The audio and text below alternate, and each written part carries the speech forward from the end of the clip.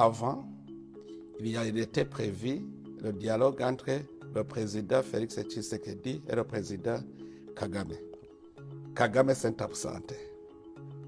C'était à Luanda.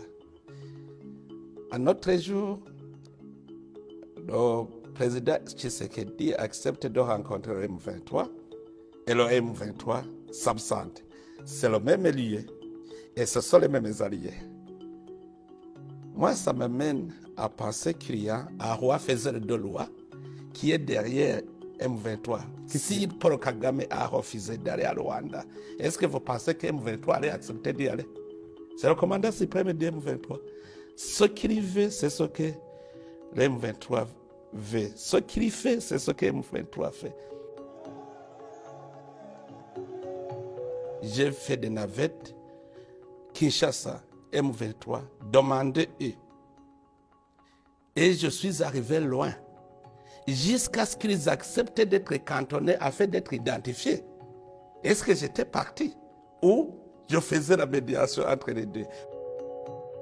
Le président Tshisekedi avait refusé de dialoguer avec M23. Qui l'a convaincu? C'était moi, parce que je disais quand même, ils sont des Congolais. S'ils acceptent d'emprunter le processus de paix, il faut les accepter parce que ce sont des Congolais. Et il a accepté. C'est pour cela que nous tous, nous sommes allés voir la zone où il serait cantonné.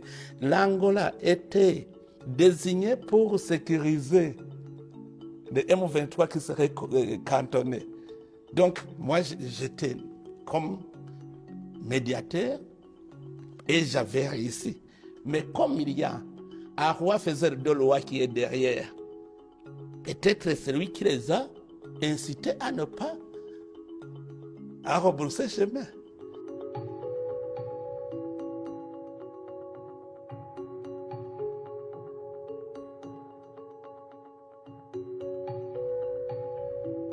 On a fait des négociations, on a abouti même à des accords.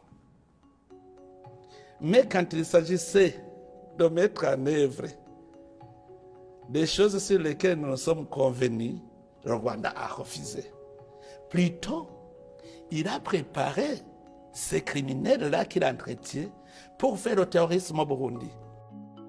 Alors, comme je voyais qu'il persévère dans son agression contre le Burundi, j'ai décidé de fermer les frontières.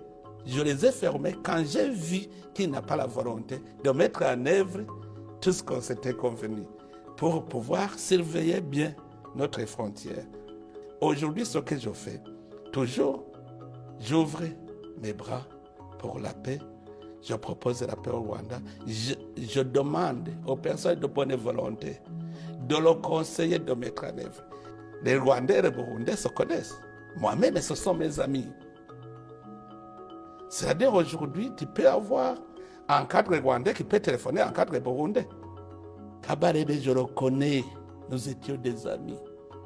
Entre Kabarebe et moi, nous n'avons pas de frontières à partager. Nous n'avons pas une propriété foncière commune sur laquelle nous pouvons nous chamailler.